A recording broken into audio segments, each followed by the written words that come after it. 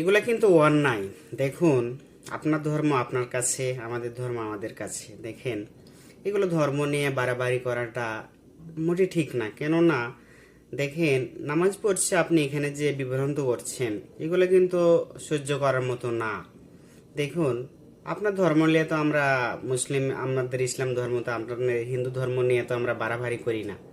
আপনাদের ধর্ম আপনারা পালন করেন, সমস্যা নেই। কিন্তু এই নামাজ পড়া অবস্থায় আপনি পিছনে এসে বিন বাজাচ্ছেন, এই যে এগুলো গান বাজনা বাজাচ্ছেন, আসলে এটা কিন্তু মেনে নেওয়ার মতো মানে সম্ভব এটা কোনো মুহূর্তে না। দেখুন, এগুলো কিন্তু অন্যায়। আপনার ধর্ম নিয়ে তো আমরা কোনোদিনও ইসলাম, কোনোদিনও আপনাদের হিন্দু ধর্ম নিয়ে আমরা বিরোধ করি না।